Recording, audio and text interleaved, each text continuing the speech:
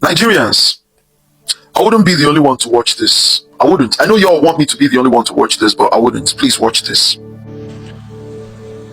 On behalf of the General Assembly, I have the honor to welcome to the United Nations His Excellency John Dramani Mahama, President of the Republic of Ghana, and I invite him to address the Assembly. We discuss issues of security in the sub-region, including what is happening in the Sahel and how we can work as a sub-region to make sure West Africa is a safer place for all our citizens. Best of through homegrown initiatives, by pooling resources and expertise, Ghana and Burkina Faso are setting a precedence for self-reliance and collective problem solving. Will President John Dramani Mahama leave the Western Alliance to join Russia? Now, at the end of this video, you will actually get the true fact that President Mahama has hinted that he's going to leave Western Alliance to join Russia and the BRICS nation. Now, hey darlings, and welcome back once again to another interesting, intriguing, and most importantly educative and mind-blowing episode for what we have here on the stable of vibes upon vibes with Chivik. You know how we roll, right? When I say O'Shea, you say what? Baddest. O'Shea, baddest. It's always a lively and a very vibing moment right here on the stable of vibe with Chivik, and you can't get it as a dull moment. So if you are new here and you're considering whether or whether you want to be a part and parcel of this one, like, what are you doing, darling? Darling, kindly hit on the subscription button, because I can assure you that you can get it as a dull moment right here, right? And yes, for my returnees, you're highly, absolutely welcome, and thank you very pretty much for always coming back to see what we've got going on here. I truly and deeply appreciate all your love, your support, your consent, and all those sweet comments you leave for me down in the comment section. Let's keep doing this, right? And with all this being said, if you like this video, hit on the like button, team like before watching, and let's delve quickly into what we have for today. So guys, we all know that one thing that we cannot do as individuals, as citizens cut across different countries is existing all by ourselves. If you have known me or you've been following my journey, you should know that there's one thing I've always stood out for, I've always represented, which is what? The African unity, right? Because I solely believe that no man is an island, exactly, and we need each other to stand, we need each other to grow and succeed, not just as a country but as a people and as countries in West Africa and Africa as a continent. And definitely anything that is definitely going to help Africa unite, Africa stand out, Africa progress and do better is one thing that I, Chivik Inspirations, I Vibe with Chivik, name it, anywhere you find me on my platform will always stand to represent. But on the stable of Vibe with Chivik, guys, I am bringing to earth an in-depth exposition of what the president in the person of John Dramani has been up to, that definitely has got the world talking and got people really concerned and also interested. Some are on the positive, while some are on the negative. But in the course of my reactions, exactly, if you don't know, I react to real life experience, happenings both from the motherland that has to do with the motherland, with and for other countries, and I react to things that will definitely add to the progress and success of West Africa and Africa as a continent. So I would definitely react to these videos based on the fact that the president John Dramani has made his first visit, or actually did visit the country Gambia, exactly. And you might want to ask, what did he go to Gambia to do? Definitely let's take a look at that briefly and we will be right back. We discuss issues of security in the sub-region, including what is happening in the Sahel and how we can work as a sub-region to make sure West Africa is a safer place for all our citizens. In another bold step towards fostering African unity and addressing the pressing challenges facing the Sahel region, President John Dramani Mahama of Ghana has taken it upon himself to be an advocate for peace in the Sahel region as he embarked on a historic state visit to the Gambia and Senegal. This journey, which commenced on Friday, January 17th, 2025, underscores President Mahama's vision of a united and self-reliant Africa. The visit not only aimed to solidify bilateral ties, but also served as a platform to advocate for peace, stability, and regional cooperation in West Africa and beyond. The visit comes at a critical time when the African continent faces a myriad of challenges, from security threats in the Sahel to the need for greater economic integration. Let's dive into the details of his briefing in the Gambia for aid in the Sahel and its implications for Africa's future. Kindly hit the like button and subscribe to this channel for more insights on African integration. Let's get right into it. President Mahama's first stop was the Gambia, where he was warmly welcomed at the Banjul International Airport by Gambian President Adama Barrow and a host of government officials. The scene was one of joy and camaraderie, with traditional Gambian drummers and dancers adding a festive touch to the occasion. The two leaders proceeded to a state luncheon at the presidential palace, where they engaged in meaningful dialogue about the long-standing friendship between Ghana and the Gambia. Afterwards, President Mahama used the opportunity to express his gratitude for President Barrow's attendance at his inauguration on January 7th, 2025. One of the key themes of President Mahama's visit was the urgent need to address security challenges in the Sahel region. The area, which stretches across West and Central Africa, has been plagued by insurgencies, terrorism, and political instability. These issues not only threaten the lives and livelihoods of millions, but also will hinder the region's economic development and integration efforts. During his discussions with President Barrow of the Gambia and President Faye of Senegal, President Mahama emphasized the importance of a collective approach to tackling these issues. He called for greater collaboration amongst African nations, as well as the need to strengthen regional bodies such as the African Union. We cannot afford to address the challenges of the Sahel in isolation, President Mahama stated. It is only through unity and cooperation that we can overcome the forces that seek to destabilize our continent. President Mahama also proposed the establishment of a joint task force comprising military, intelligence, and development experts from across Africa. This task force, he urged, would not only combat insurgent groups, but also address the root causes of insecurity, such as poverty, unemployment, and lack of education. In addition to security, President Mahama's visit also focused on economic development and the need for greater regional trade. He highlighted the potential of the African Continental Free Trade Area to transform the continent's economy and create opportunities for millions of Africans. During his meetings with President Barrow and Faye, President Mahama stressed the importance of investing in infrastructure, such as roads, railway, and ports, to facilitate trade and connectivity amongst African nations. He also called for policies that promote entrepreneurship and innovation, particularly amongst African youths. Trade is the lifeblood of our economies, President Mahama remarked. By removing barriers and creating opportunities for our people, we can unlock the immense potential of our continent and ensure a brighter future for all. During their private meeting, the two leaders discussed strategies to strengthen bilateral ties, particularly in trade, security, and cultural exchange. President Mahama emphasized the importance of fostering partnerships amongst African nations to address common challenges and seize shared opportunities. Ghana and the Gambia have always shared a bond of friendship and mutual respect, President Mahama stated. As we face the future together, it is imperative that we work hand in hand to promote peace, stability, and prosperity for our people. Once at the Gambia, President Barrow echoed these sentiments, highlighting the need for African nations to unite in the face of external pressure. He praised President Mahama's commitment to regional integration and expressed his willingness to collaborate on initiatives that would benefit the Sahel region and West Africa as a whole. After concluding his engagement in the Gambia was when President Mahama traveled to Senegal, where At this point, before we continue, you might definitely want to ask, all these visits, all these collaborations, all this interaction, interfacing, call it whatsoever that the president is actually doing, I definitely want to ask why and what is it for? What is it all about? Now, let us retrospect. Let us go back to the memory lane to see where this whole thing is coming from, because it didn't just start today. Before his assumption as a president, there are certain things that we already as Ghanaian, non-Ghanaian should know about the kind of person that the Ghanaian president actually is, what he stands for, what he stands to represent. Nigerians, I wouldn't be the only one to watch this. I wouldn't. I know y'all want me to be the only one to watch this, but I wouldn't. Please watch this. On behalf of the General Assembly, I have the honor to welcome to the United Nations His Excellency John Dramani Mahama, President of the Republic of Ghana, and I invite him to address the Assembly.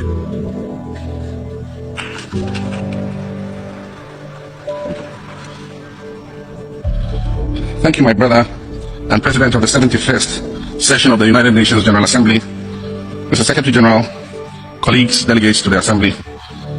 Allow me to first congratulate Ambassador Peter Thompson on your election as President of the General Assembly and to assure you of Ghana's support and cooperation during this 71st session and throughout your tenure.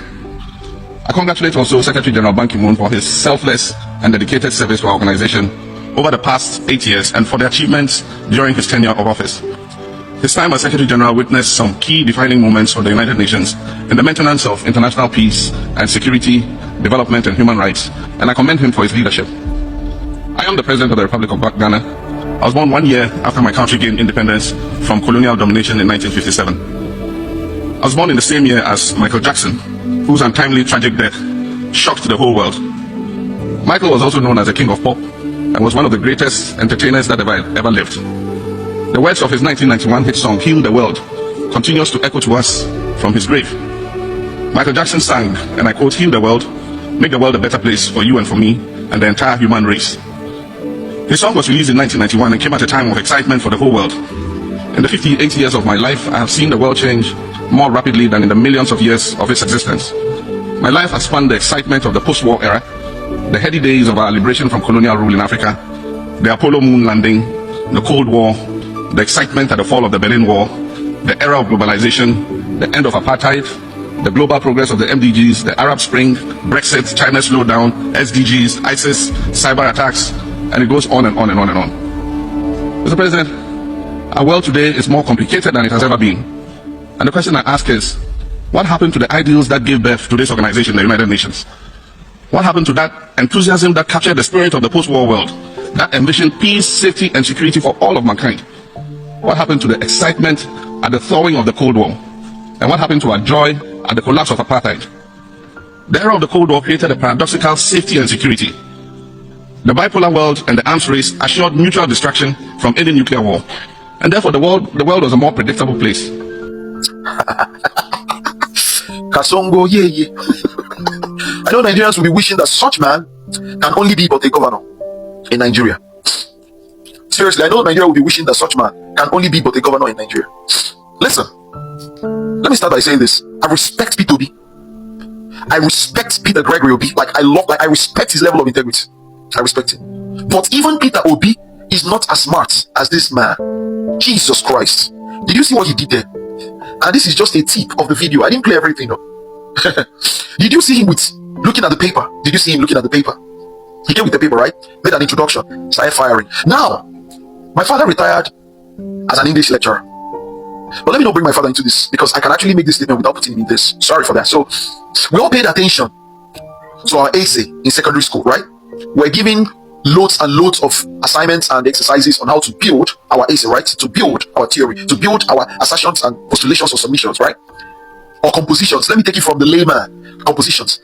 Now, did you see the way this man came from? Oh, Jesus. Ghanaians, you people are blessed. You guys are blessed. Ah, God, Ghanaians, I envy you people.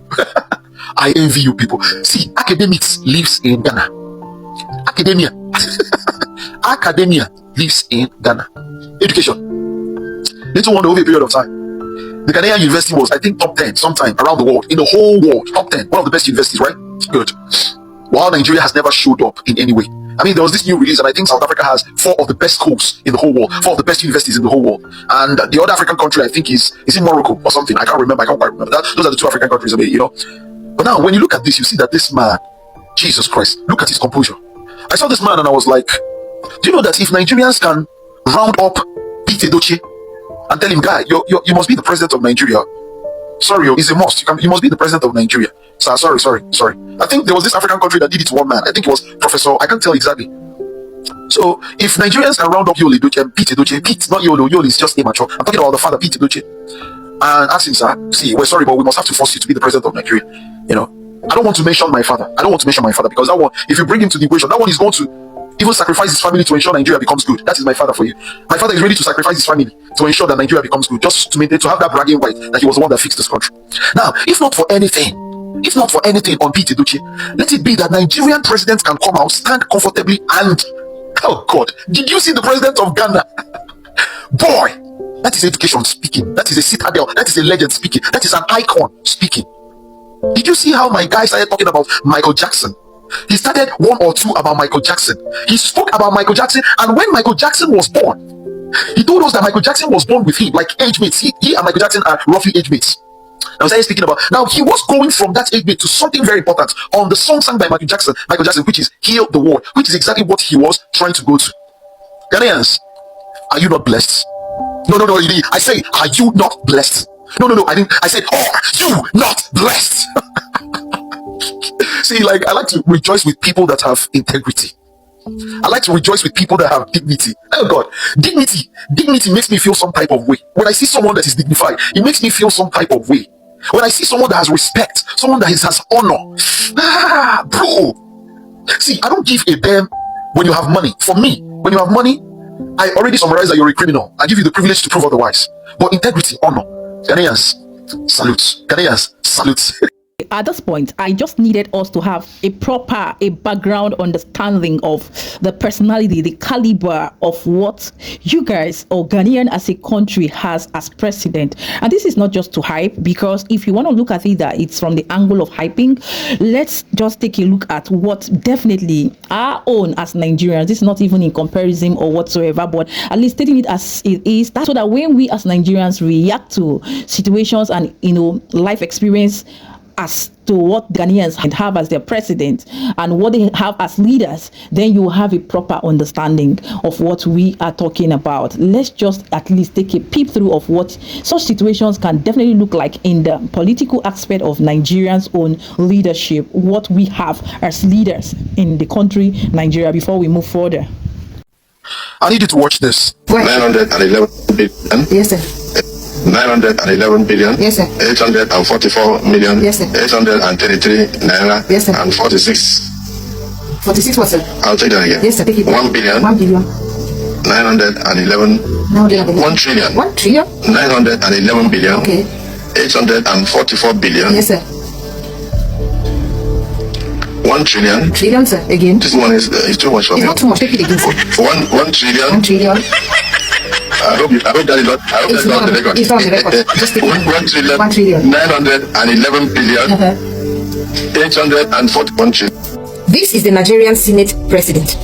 Just imagine a country like Nigeria with so many intelligent people, so many industrious young men and women. This is what they have as the Senate president. They keep bringing in all our ancestors that had gone for retirement long time ago to come and lead us. And you tell us that the country will move forward. Here, this is the Senate president. Anyways, I'd like to know your thoughts about this, and thank you for watching. Kasango, yeah. Kasango, yeah. Now, as funny as this is, it's actually not funny. I'm going to debunk a number of things that a number of people do not know, so listen to me in this video. Now, one is the pertinent question. Let me start with this. This is not as a result of old age, so do not blame it on the fact that these men are old. There is a popular saying that an old woman never tires in a song she knows how to dance. An old woman never tires in a style of a dance that she mastered while in her youth. A soldier is always a soldier, no matter how old. Now listen to this. The pertinent question here is this old age, which of course is not, or is this sheer illiteracy? And this is clearly on the grounds that Nigerians elevate men that are not academically inclined whatsoever. But here is the pertinent question that this girl also asked. How is it that a country called Nigeria, filled with hardworking youths and intelligent youths, tend to have people like this representing them? This is a question a great number of people have been asking. And here is the answer. The answer is simply because Nigerian youths are not actually hardworking. Neither are they intelligent. Did it shock you? Let me explain. Let me repeat this. Nigerian youths are not hardworking. Neither are they intelligent. What is intelligence? Listen, if you are reading to pass your examination, you're not brilliant. If you're reading to ace your course in a university, that's not brilliance. Brilliance is the ability to read for the purpose of knowing and resolving challenges.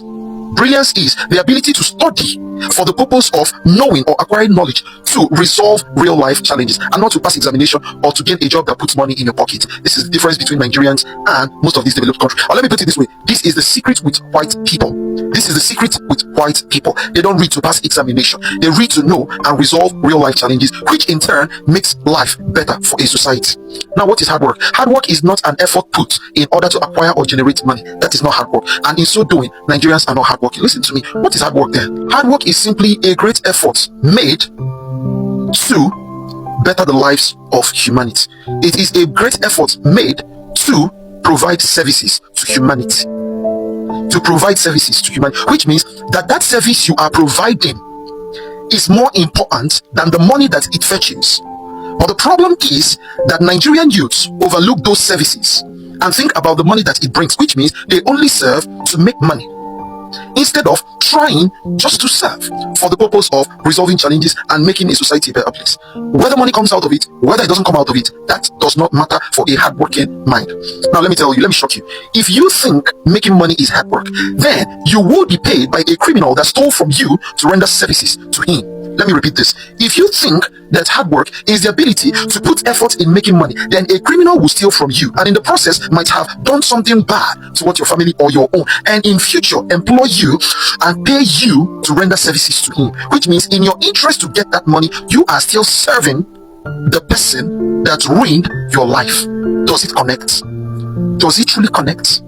Nigerians, we do not know the innate thing that truly matters in this life. Sit down back at home, study things, and watch how things truly work to see how the universe works. When I got to understand the thing that I know now, I noticed that I get to choose the people that I offer services to. Why? Because my services rendered towards you is more important than the money that you give to me. My services to you is a matter of empowering you. And that begs a question on who do I truly empower? And if it is a wrong person, I would deny you of my services. So men like this are up there as senators because these young Nigerians who are supposedly thought to be brilliant and hardworking offer them services, hence empowering them to manage the administration of this society. So at least now where we are talking, you guys can really understand what the leadership system in Nigeria actually is liking to Ghana, right? Okay, that aside, back to the subject matter. Now, like I said earlier on in the course of this video, this movement or collaboration or great steps and moves of the president has actually stirred up a lot of controversies, a lot of speculations, opinions from people here and there. And a lot of people really want to know what is the motive, what is the objective of his collaboration with other nations. Is it that he cannot single-handedly run the affairs of the country, manage the country, while collaborating with especially the people under the military government in the person of Burkina Faso, Mali, and Niger as military countries that has broken out of ECOWAS? Now the question keeps going on. Is it that he wants to leave or break out of ECOWAS? Is it that, on the other hand, he really or actually would, join or align with the G7 economy, or will he definitely fall for the BRICS? Exactly, the BRICS economy. Now, in a proper breakdown and analysis, before we continue with where he has been to and what he's currently up to, let's hear from one of our brother who actually broke this down in his course of analyzing it in details, and we will come back to continue. Will President John Dramani Mahama leave the Western Alliance to join Russia? Now, at the end of this video, you will actually get the true fact that President Mahama has hinted that he's going to leave Western Alliance to join Russia and the BRICS nation. Now, we have two main economic power organizations in this world. That is the G7 nations and then the BRICS nation. Now, the G7 nations are the United States, United Kingdom, Italy, France, Germany. Yes, those are the countries that form, and Canada as well, those are the countries that form the G7 nation. There are countries that are not part of the G7 nation, but they align with various countries in those G7 organizations. Now, apart from G7, we have another organization that's called BRICS. BRICS include Brazil, Russia, China, India, South Africa, United Arab Emirates, Iran, Egypt, and Ethiopia. And those countries also form another organization that control economic power in the world. We have countries like Ghana and Nigeria, other countries that do not belong to any of those organizations, but they are aligned with them in terms of ideology, or they allow those countries to control them. Now, when it comes to Africa, we are being colonized by various countries in the Western world. Now, like countries like Ghana and Nigeria, we've been colonized by England.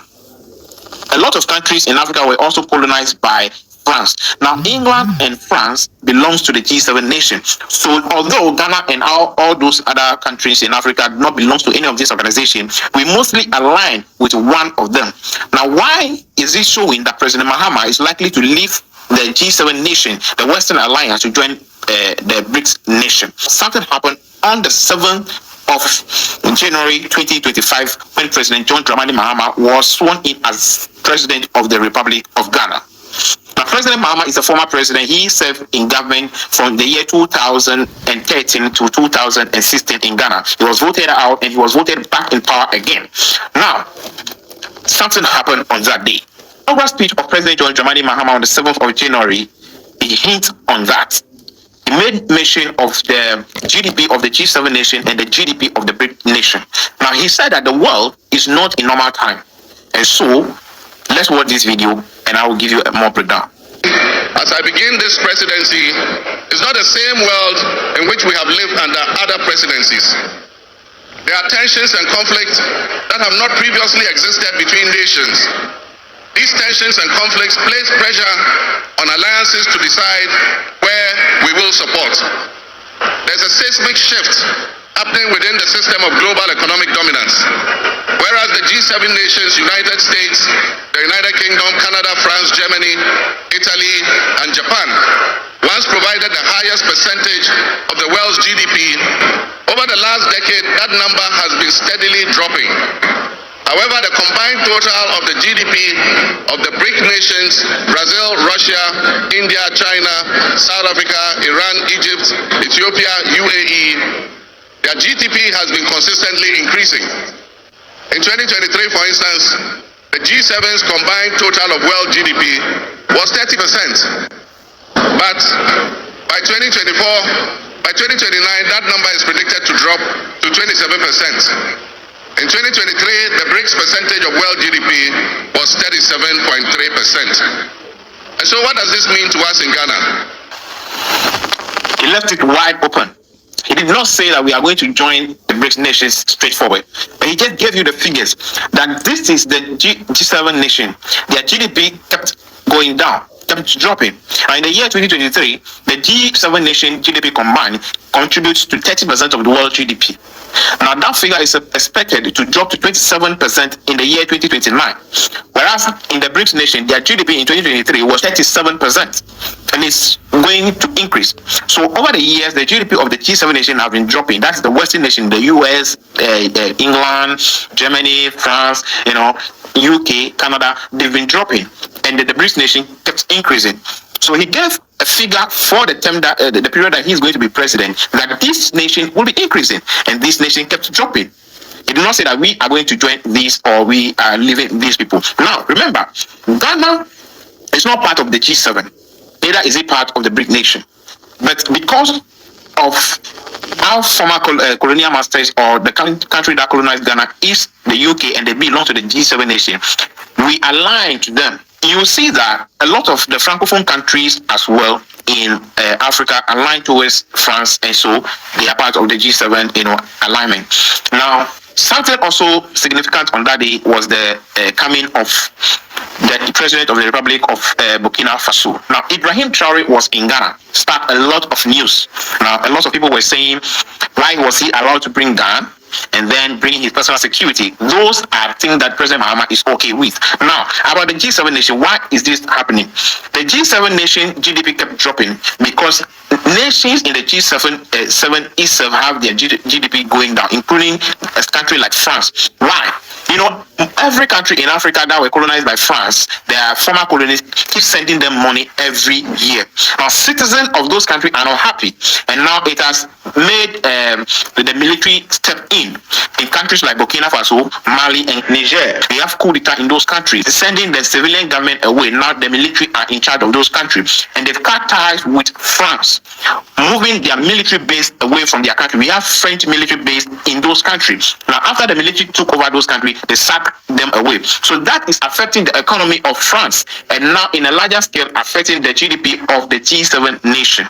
Now, France is making every move for those countries to come back to democratic government so that they can have influence on those countries.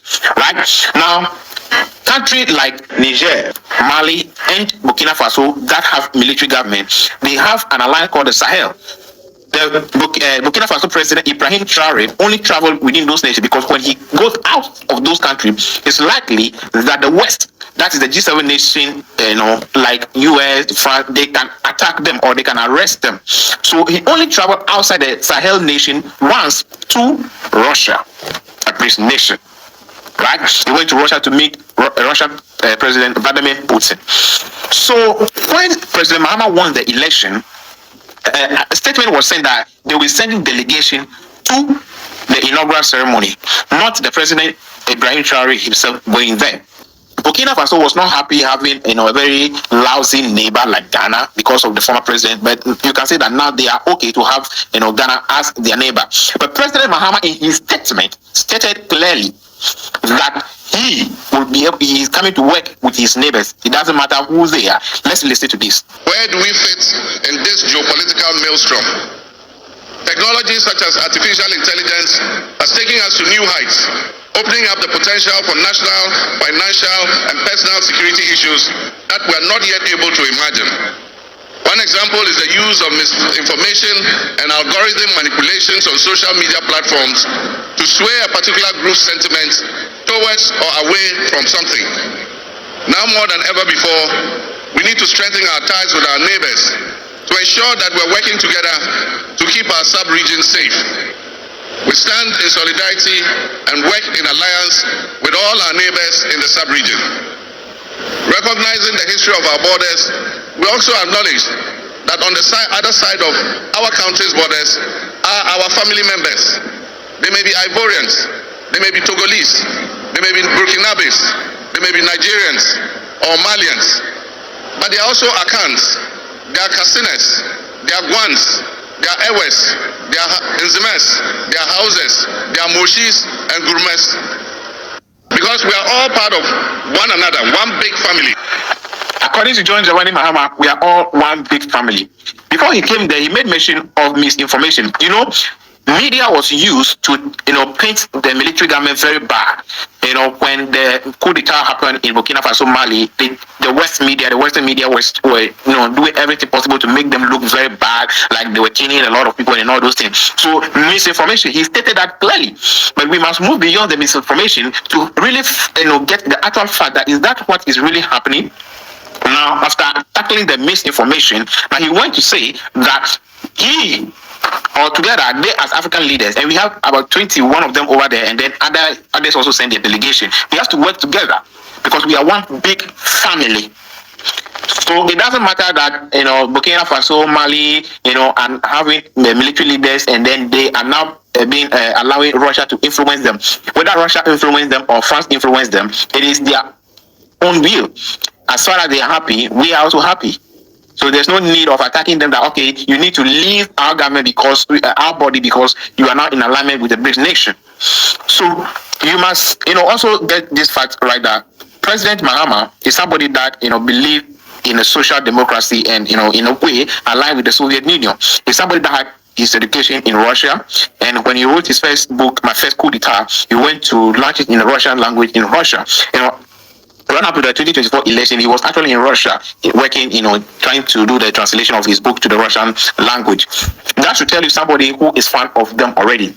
And then in his inaugural speech, stating it clearly, the GDP, putting it hand to hand. You don't, this is his inaugural speech, and as president, you don't just bring any issue on board, whether you make an emphatic statement on it or not. You don't just bring anything into your statement. So, although he just left it like that, what does that mean to our country? You just leave it open like that. But you must, he's a smart politician. You need to be smart to get him that. Why, in the name of God, in your inaugural speech, did you put a GDP of G7 nation and BRICS nation, 2024 GDP of the two countries, and then the approximate GDP in 2029? You just put it there. For what reason? And you stated that this one kept dropping and this one kept increasing.